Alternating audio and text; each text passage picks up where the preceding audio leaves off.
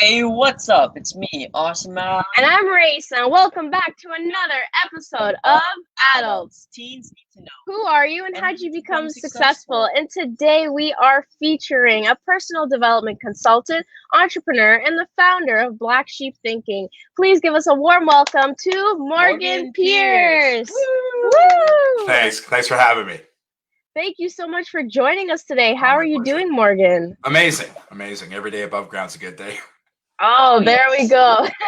So, Morgan, we are going to start it off always with our first question, and that is, who are you and what do you do?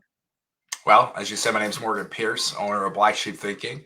My job is to help people through guided conversation undo limiting beliefs that are often harmful so they can radically accept their happiness. And so I just help people be happier. Wow, that's really complex, and I think you just made it simple right there. I love it.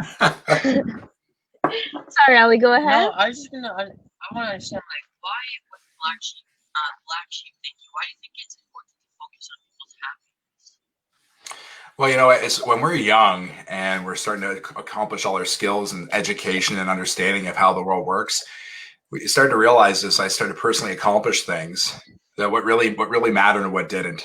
And I think a lot of people strive for something. But then I remember, what would happen if your parents, you go to them and you say, what should I do with all my talents and abilities? And most people say, it doesn't matter what you do in life as long as you're happy. Yeah, most people finish that sentence, they realize happiness. And so if happiness is the goal of overall, then that's what I started realizing. I started researching and doing work on to get people into a spot where I could train and teach anything that would help people become more happy in their life. And what's the meaning behind Black Sheep Thinking? That's a really unique name. And when I heard the name of your company, Black Sheep Thinking, the first kind of thing that came to mind was Seth Godin's book, Purple Cow, right? Thank It's you. a really unique name. So what's the meaning behind it, and how did you develop it? And so it started off when I did a toilet paper charity that we labeled TP the Town. We found out our local community people, the pantries and food pantries, got one roll of toilet paper a month given to them. So we did a toilet paper drive, and we raised over 100,000 rolls of toilet paper our first year. In the last 5 years, we've raised over $1 million across Canada. Thank you. Yeah, for $0. That's the real impressive part. All donation based. And so my first year, my mom called me and she was so blown away because we came from humble beginnings. She said, I can't believe you inspired your community to make such a big difference. 100,000 rolls of toilet paper is enough for everyone that was using the pantry to get regular use of toilet paper that year. And she said, Morgan, you're such a black sheep. And at that point, I was really feeling lost in my life. I was kind of confused and just trying to figure out my path. And I was like, Mom, black sheep are the outcasts. And she said, black sheep have rare wool. And because of that, they're never used for their meat. They live long, luxurious lives. Your mind is your wool. And that sparked something where I was like, you know what? I knew that I had something special inside me, but I also realized that there was this disconnect between wanting to fit in and wanting to be special. And so I started doing research and work and understanding that it's kind of surviving greatness. And originally start with people thinking and perceptive base about what they are, but it's really grown since then. Wow. So thanks. So Black Sheep Thinking has become sort of a concept of, that rebel that's the modern day rebel, the person that wants to do great things. Actually, people like you, they're willing to step outside of their comfort zone and do great things for their community, because black sheep now are like the people that want to change the world. You look at people like Steve Jobs or other great leaders that we've had in the past. Those are the people that really want to make a difference and stand out and be that, outlier, as Malcolm Gladwell would say. So I love my name being mentioned at the same time as Seth Godin. So thank you. Wow, that is really cool. And I love how you said, finding that creativity in happiness as well through Black Sheep thinking. So even though I think there's some concepts there where it's like when you're in isolation, you become the most creative. But when you're finding other Black sheep in your company, do you find like the isolation has made them more creative, or is it actually through the conversations that you have? That's a great question. I think most of these black sheep are really creative individually, but there's almost like a magnification. That was part of the business too, is that I really wanted as a more than just the business, I wanted as like a community of people to realize, because I felt really alone. But then as time went on, I realized I wasn't alone. I was just unique, and we all are in our way. And it's the understanding of how we can come together and magnify our greatness, because as much as being individual and self-reliant is so important, community is a large part of like what really makes us better. They say 2 heads are better than 1, 7 billion heads are better than 1 too. And so bringing people together to recognize that is such a value part of individualism within the community, right? So we can all be black sheep together. Wow. And what are some ways that you are actually bringing this community together through Black Sheep Thinking? Right. So we have an online group. I have a VIP group for people that go through the coaching and of an understanding, right? Because Black Sheep Thinking is not about thinking the same, but about understanding how we're all more similar than we are different. And so, for example, people say, oh, happiness is different for everyone. And I think that's a language thing, but I think happiness is actually the same for most people. It's fulfillment that's different. So, for example, I would teach in that group that, for example, happiness like belonging and security and love and purpose and fulfillment, career progress is really important. But the fulfillment piece, that's taking that happiness and putting it into action. That's the difference between, in my opinion, happiness, which we can choose to be in any given moment by ourselves, and fulfillment, which is putting it in action. And so some of the things are like groups. I run workshops here locally in Kingston, but I also do a lot of one-on-one coaching. So people call me from all around the world, and I deal with them on a weekly basis. And we help put it into practice based off of real life situations. So rather than like a curriculum that people study, it makes more sense to understand you personally and put it into practice in your life. It's more tangible and it sticks. Mm-hmm. I like how you said happiness. Everyone kind of has the same meaning of happiness. It's the fulfillment that's different. I really like how you said that. And with the different pieces of like belonging, love, having that sort of like somewhat quote unquote success in your career, those pieces are like a jigsaw puzzle. When they finally snap in together, you finally get that whole reveal of what that was, and that's kind of like your happiness. It's kind of like that moment where everything clicks, and you're like sitting out on the lake, and it's like, wow, this is my life. You get that calm rush throughout you. I really enjoyed that.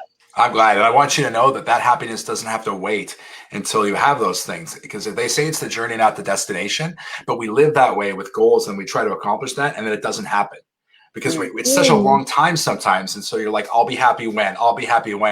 It's like, why would you, if you control your happiness, that's in a choice, why are you not allowing yourself to be happy en route to there? And it's a lot about self-confidence and belief, but also knowing your direction isn't that final, like, oh, I'm finally sitting there. It's like, one day I know that will happen, but I'm going to enjoy the whole journey to get to the top of the mountain too, not just the mountaintop. Exactly. And why do you think self-confidence is the big part? You mentioned it just now, like self-confidence is a part. Why is that a part? Like, how does that play into this? Well, a lot of times, especially when we're young, we're trained through school and parenting and jobs that we seek understanding from the outside. So we want people to say that we're good enough. And so we keep seeking validation, but it's an empty drug that doesn't really do much, because if you don't see yourself as that, let me put in perspective. If you think on a scale of 1 to 10 that you're a 7 out of 10 smart, and someone says you're 10 out of 10 genius, they can't convince you of that extra 3. It's not selfish to love yourself. It's selfish to expect other people to do it for you. And we create limitations through our self-confidence. It's not humility to think less of yourself. Being humble is thinking of yourself less, which means when you have that self-confidence and understanding of who you are, you don't need someone else to tell you, and you don't need to overtell people. You just know what you're good at something, or you know that you're working towards greatness. And so we often look for feedback, but the only feedback that matters is how you see yourself. And so if you see yourself as progressing, then you're always going to be better than you were yesterday. Don't be your own competition either, because that makes yourself an enemy. That's the weird part. You don't want to compete against yourself, because that means yesterday's version you'll always look down on. And that's the person that got you to where you are today. And so I just recognize that when we have this like thought process, it's really destructive. And that's kind of what self-esteem is, but it's lacking in a lot of youth because they think they need someone to tell them that, or they think they need to be something or accomplish something to finally say, look what I did. But those things are so meaningless, and they slip because you're like, hey, look, I did it. And then tomorrow you don't even think about it. Think about like some of the things you've accomplished. How often do you take time to look back and go, yay, versus you did it and then you moved on to the next thing. And so as humans, we're always next. And that's a problem, because we don't really take time to see the whole picture and realize it's not about next, it's about right now. It's about being present in yourself. And so that's what we say when we say happiness thinks differently. It's not just one form of thinking. Wow. That That was was there. Oh, there's a lot. There's a lot there. No, that eliminated like a lot of concepts that are actually taught on a daily basis. For example, like competing against yourself, that's actually something that I think I've said before in the past. And now that I'm thinking about it, I never realized that it's actually putting down the version of you. Because you want to have that like competition base to keep pushing yourself and having that internal motivation, but you don't realize that. Do you? Oh my Do God. you? Am I getting a consulting No, session a little now? bit. Because here's the thing: a lot of people, if anyone's watching this right now and they feel they have to compete, remember, we compete against people that are our enemies. We don't compete against our friends. We want to rise them up. And so seeing yourself in that way, people think, oh, I have to stay. There's a mentality that I had too before Black Sheep Thinking, where I had to like whip myself, like in my mind to be like, go faster, go strong, harder. I got to work. But you realize that how much energy or how much effort does it take to do what you love? None at all, right? Am I right? It doesn't take any effort to do what you love. Am I wrong? No. Yeah. No. So when you love what you do, time flies by. You don't even consider it work. And so to say that we have to compete at something we love doesn't make as much sense as just having fulfillment and figuring what it is. And I have exercises that I do that will be available through my website soon, where we can understand your purpose better through your passion. And when you know what your passion is, that stuff doesn't even feel like working. It just feels like flowing through life and like, yeah, and you're having so much fun. That competition is something that is an old paradigm based off of like the 1990s, the millennial of like work harder, where it's like now it's about balance and flow. It's about doing what you love and experiencing that by a magnification of self. Because Black Sheep Thinking doesn't just think here, we think from here. We think from how we can extend our energy to share with others, just like you guys do all the time. This is why I love that I'm here, because that's the work you're doing. You're coming from here, right? This isn't just about business. This is about people. It's about sharing, loving. It's about understanding that you can make a difference by being the best version of yourself. And that's why the competition piece, although we trained like hard and we're trained, how can you not see that? You see it in sports, you see it in school and in your marks and academics. And so society is kind of set up as that system. But my experience as I've gotten older is to realize that it's not about competing with myself or others. It's about creating a union and love and nurturing myself to greatness like you would a child learning how to walk. You don't get them to compete as a child. You get them to nurture. Right on. Samir, yeah, sorry, Ali. Samir says, hey, this is awesome. Apso says, wow. And Latifa says, hi. Yeah, right on. Hi, Latifa. What's up, Samir? So, on that point, just to backtrack a bit, when you're talking about as kids, when we're growing up, we tend to look for external motivation to keep us going. There was a study that happened back all the way in the late 1890s, where a teacher actually split up her class into two groups. One was based on how hard they worked, and the other was based on like they were told they were smart. Right. So what they found out is the ones who were said, oh, you got graded based on how much effort you put in, and the others were based on how smart they were. They found that when they gave them three challenging puzzles, group A, the one that was told they were smart, they would tend to do the easier ones, so they were perceived smart. So they were like, wow, you did those so quick, amazing. While the people who were told about the effort, they got an internal source of motivation. So, wow, my hard work is paying off. Let's try the more challenging ones. And they got praised based on the work, not on what they were been told. So, going kind of back to what you were saying there, it's kind of the response. Say when you're going up your parents right now watching, you should try to speak louder. Can you guys hear me? A little bit. You're echoing a bit, but I can follow you. How about now? A little bit echo. It's okay. Keep going. Okay. Oh. Sorry about that. So, we're getting our feedback right now. Audio technician sounds like. So, yeah, that's kind of what I wanted to say there, is that when in the beginning part of his life as a parent, it's really important not to tell your kid that, you were born genius, you were born so smart, and kind of like allow them to go and fail and through trial and error of their own experience at a young age. So you can, you push, continue on, and that's why you're rewarded, not because you're smart. Yeah, I love that because that connects to in a psychology field called the labeling theory, where if we label people, they tend to want to act in that way. And that's one of the reasons why I always have a problem with diagnosis, because if someone says I have anxiety, well, you don't you're experiencing anxiety. You're not anxiety. Like that label doesn't define you. And it's just another thing to overcome. Like ADHD has its superpowers in it and allows people to multitask. Dyslexia allows people often mathematical abilities or creativity, right? But the other side of like that, those mental illnesses, which is really the foundation of just continuous mental stress, is we start to label it and then we start to think that that's what we have. And so it's really like one of those things where if you can face every challenge that way, the way you're speaking of, where you just want to grow because we yearn progression. As humans, we constantly want to do better, more and more. And so my focus is not so much on the activity side, because that's a natural thing that's inside of you, regardless of it, of who we are. So I love the goal of progression. What I really challenge is the motivator of the self-hate or the self-loathing and the whipping yourself and you're not good enough, and the labels that we have inside.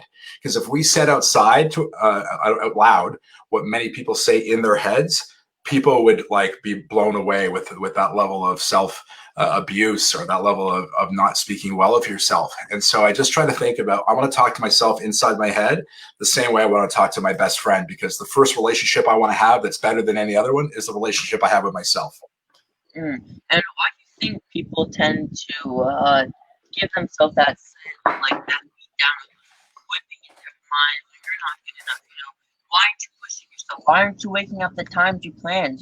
We got to do this harder, work faster. Those things I kind of understand, but with the more of the negative kind of self-talk of you're not good enough, why do you think that tends to come up through your experiences?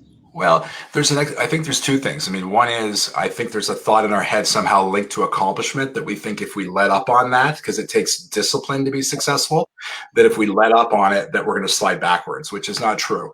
Ambition doesn't come from that same spot as like the emotional side of like of how you feel. If you want to do something, that's there. Like the ambition the two of you show isn't connected to how you feel about yourself. It's connected to something better. Actually, can I steal the quote you said on one of our calls? I asked her about your goals, and can I tell them? Sure. I'm gonna tell them. She I said, kind of forgot what it was, but okay. I asked if you ever dreamed about being a CEO or if 30 under 30, and you said, my goals have no titles. I thought that was the most brilliant thing. Oh, no, my ambitions have no titles. Thank you. I knew you remember. So my ambitions have no titles. And I thought that's exactly. It also doesn't have to have the motivator, because the ambitions are separate from this like dangling theories. It doesn't have to have a fire lit under you. And the other reason why people do that inner critic, is because that's how they think, that they're judging themselves so harshly through either social comparison or just by thinking like, that's what I need, because look how much they're not gentle on mistakes. And so I just remind them, like, if you had a child, and we all have one inside of us, a little kid inside of us, right? If you take that kid out and you pretended they were doing what you were doing, and let's say they're learning to walk back at a young age and they fell down, you wouldn't say, get up, you stupid idiot. What's wrong with you? You're so horrible. You have to work harder at this. You would just say, it's okay. You're going to get it. Let me hold. And you would guide them and nurture them. And that studies show that nurturing love to self will help you grow much faster than this inner critic that's like, you suck, you're not good enough. We have to learn by making mistakes, but we're so afraid to fail. And it's not really failure that we're afraid of. We're afraid that someone will look at us and judge us as a failure, especially ourselves, because that concept of they is really just the person in the mirror. That's it. I like how you said it's not that Thanks, Lisa. We're fearing the judgment, or we're feeling the failure of us. We're fearing that someone is going to judge us as being a failure. I really like that, because that is like a huge motivator for a lot of people to not stop, right? Especially if you're a kid who's picked on, like if you had to go up on the board and write something or solve a problem, and there's this past experience behind you, that might come up in these certain situations, and you will feel that if someone says no, like get straight, do what you have to do right now, and then do this later, you start not to step out of your comfort zone because of that back self-talk coming back in, and then it's hitting you, So it's kind of, I feel like for most people who aren't consciously aware of how their environment at a younger age, which I think is super important at a younger age, how their environment actually affects them in their later life. And Anissa says, I try to teach this self-love to my daughter at a young age. That's amazing. That's really Yeah. Just remember, you don't have to teach self-love. It's there already. It's the stuff that we bury on top of ourselves. It's the things we bury on top. And more is caught than taught. So if you're teaching your daughter, just remember, she's looking up to you and she's seeing her hero, her mom, and she's watching how you love yourself. So I love that you're teaching your daughter that, but remember, she's seeing you. So the best thing you can do to make her love herself is you love yourself. And the best way to do that is to stop labeling yourself and remove all that stuff. Because remember, you are love. That's we all are. Remember when you saw your daughter, you looked at her, you're like a bundle of joy. We start off that way. It's all the stuff we layer on top of ourselves, labels and all the problems and worries of life that starts to change that. And to kind of go also on that point of the things that have been stacked upon you, when you do finally come to the conscious awareness of all these things that have happened to you, I wouldn't say to try to knock them completely down. You know what I mean? Like it's there, it's been there. Kind of just be grateful. Oh my gosh, I'm grateful for this experience. I'm now consciously aware of what's happening, and now it's the next step. Or try to utilize what's happened in the past to you as a new motivator. I think that's something for if you've had such horrible experiences in the past, why don't you use that and say, well, this is what a bad relationship looks like. Now I know how to make a great one now. You know what I mean? Yeah, that's great. I love that. Yeah, because we have to recognize that we're not our past. We're the decisions we make. We do learn things, but we don't learn them as much as we experience them and then make a choice. There's a study about two twins, and this just backs up what you said. There's two twins, have an alcoholic father. One becomes an alcoholic, one doesn't. They were both asked why they made those decisions, and they said, I watched my dad. So they experienced the same thing, but they both made individual choices to be something. And I think sometimes the best lesson, more important than what we do want, like by having role model parents or role model friends, is that we see something we don't want and make an opposite decision. I think that's very powerful in understanding who you want to be, making that choice. I love haters love us in a special way. People because they teach us who we want to be, and they reinforce those lessons by us witnessing the devastation of when people do things that maybe we don't want in our lives. So we're very fortunate. Learning from other people's mistakes or understanding is a very valuable tool. So I love that you said that. I like how you said haters love us in a special way, because I remember there was someone who said, I can't remember who it was, but they were saying once you get your first hater, you're doing something at an enormous level now.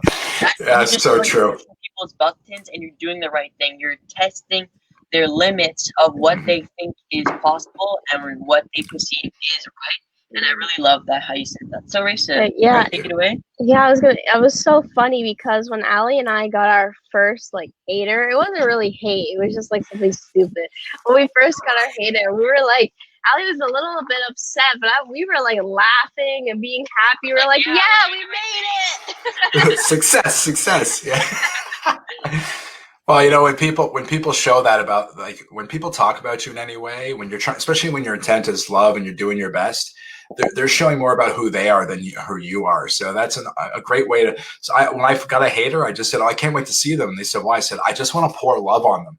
And they said, are you hoping to change them? I said, no, but I just want to be part of to help heal them. It's about them. We're just doing the best we can. And I think if we see people as doing the best they can, that just puts us in a really great spot to be part of others' lives. And if somebody doesn't love me for some reason and I trigger something in them, that's about them. And I just wish them well.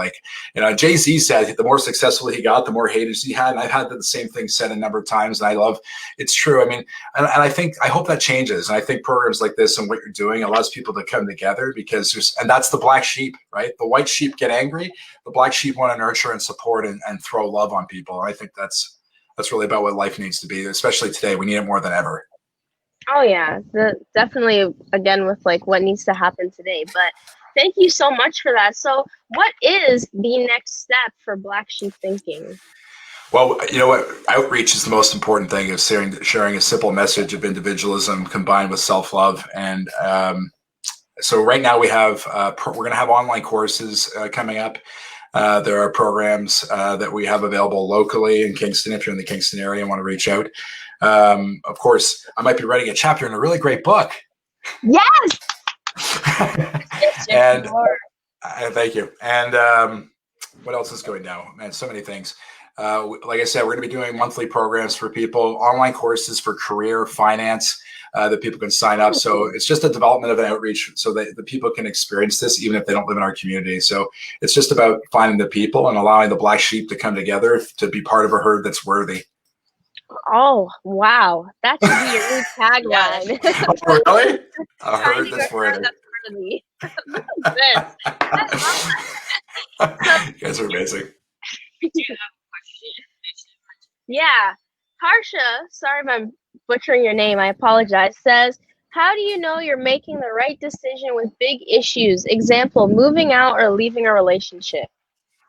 That's a great question. Thank you for asking. I first start off with understanding, like, a lot of times when we get stuck in relationships, it's because we want somebody or something to be what it isn't. So the first thing I would tell you to do is take a look at the reality of the situation.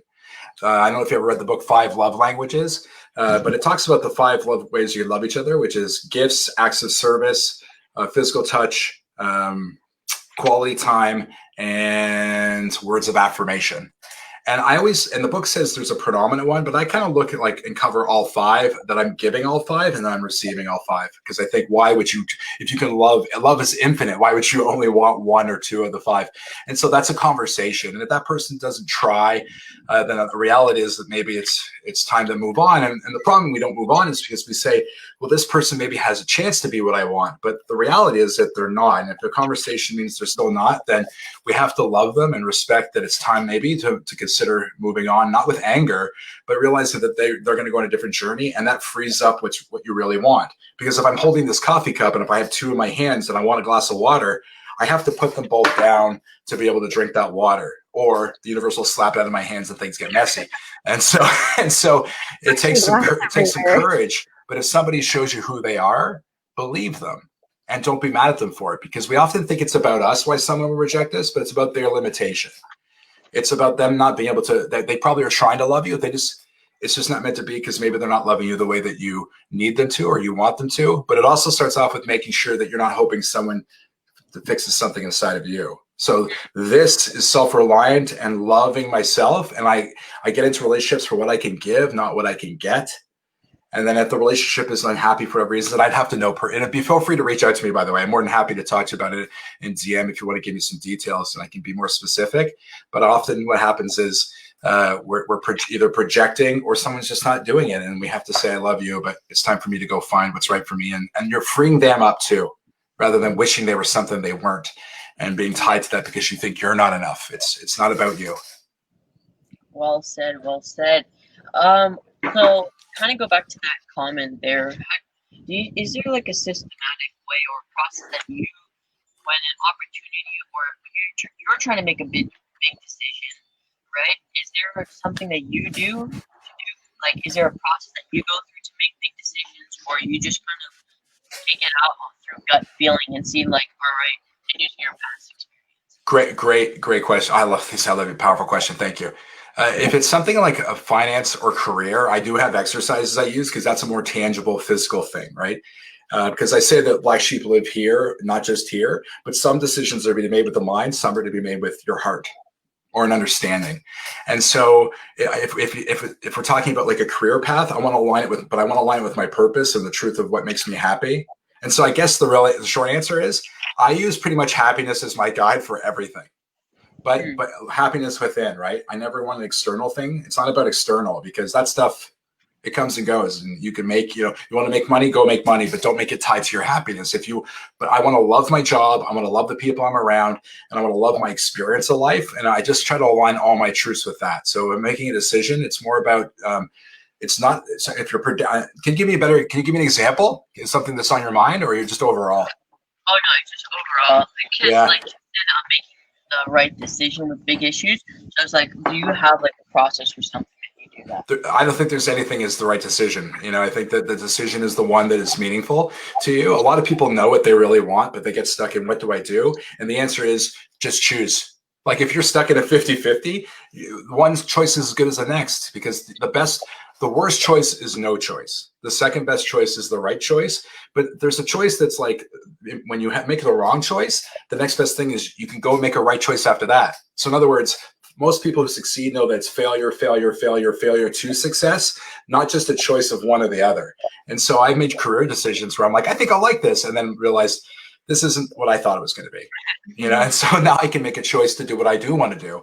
And all you have to do is continue to be courageous enough to make that next step and realize that life isn't about just quick decisions of left and right. In other words, the only thing wrong is what doesn't align with your truth. Everything else, you trust yourself. Oh, Harsha, thank you so much. Wow. Thank you so much. I can't express my gratitude to you. That just exploded my heart. Thank you.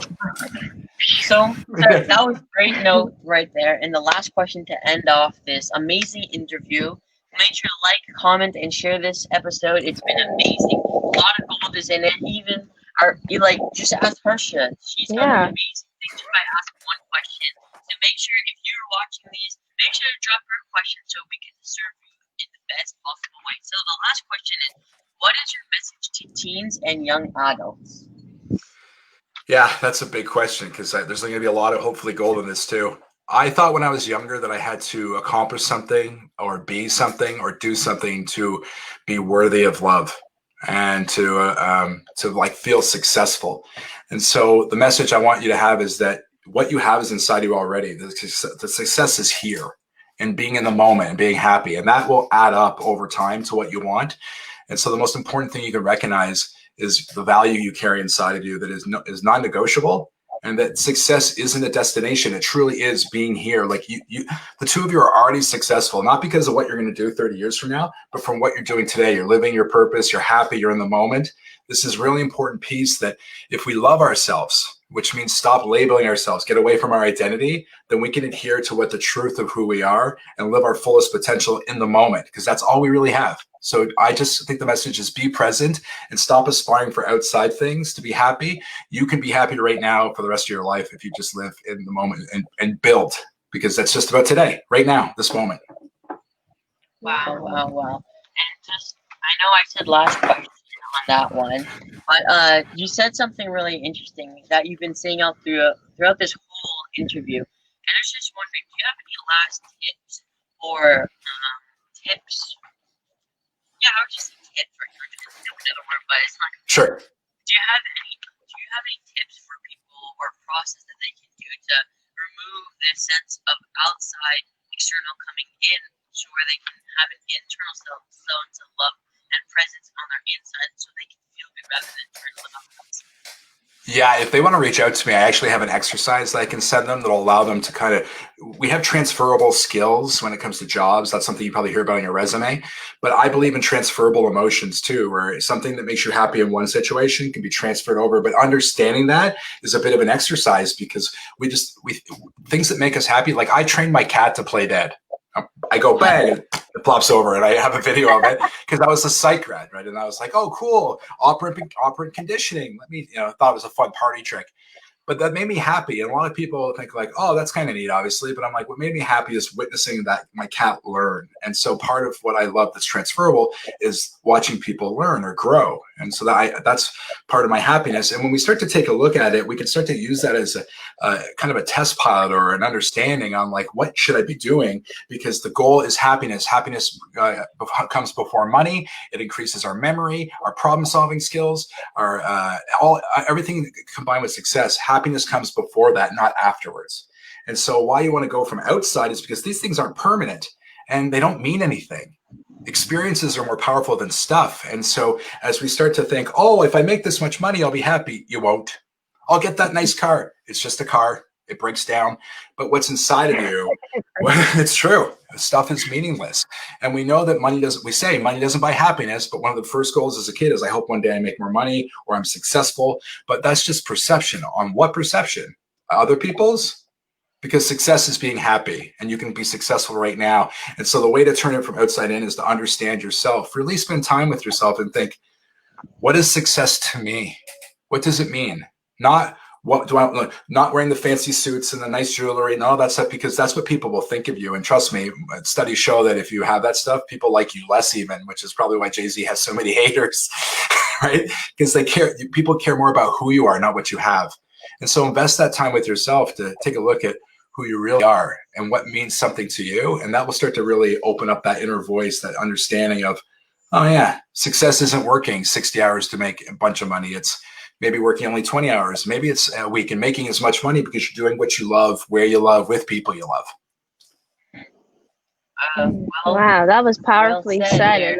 And kind of don't know if this is going to contradict what you've been saying at all this whole time, but to kind of go out there, and I would say that you can't. I wouldn't say you can't be constantly living in a sense of happiness, but there's just a point where you'll reach, and it's not about being sad or happy, right? Like, you can live in a state of happiness for a certain amount of time. You know what I mean? Like, too much of something is never good for you, right? If you eat too much broccoli, at one point your body's gonna say no, this isn't good for you. Yeah. You pick a horrible food to eat a lot of. Let's say pizza. Yeah, you're right. You're totally right. I mean, maybe pizza. Yeah, exactly. What's healthy? It's kind of where you can have a feeling of happiness within you. You don't always have to be having a smile on you, but there's a sense of inside of you that when it is in the dark times, you know that better times are coming. You know, there's just a little simmer of that spark or that inspiration or that motivation or that little piece of joy that when something does go wrong, you know, it's okay. You don't always have to be happy.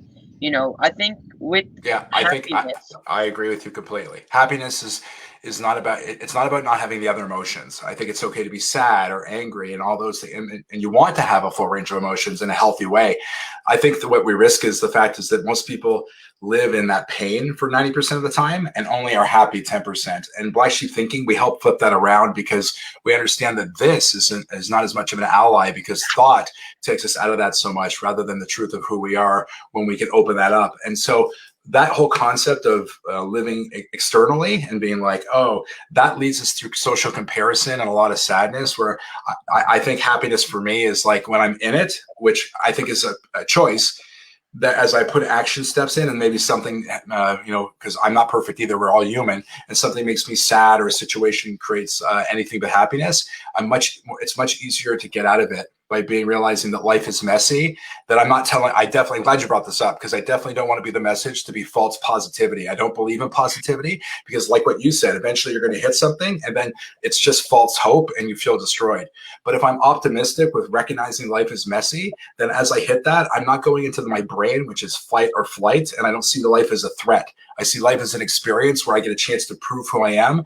And so happiness and all that allows me to get back to that problem solving spot and overcome challenges to prove who I am. Wow. Well said. This is an amazing interview. I hope you guys truly loving this. Thank you for having me, guys. There's been a lot of gold in this interview, and I think that was a great way to end it. Just to clear that out of the way. That's a fantastic way. I'm glad that you did clear it up towards there. So this was presented by Absolute Awesome People. Shaping our world. Remember, you are awesome. And you can make the world a better place. Bye.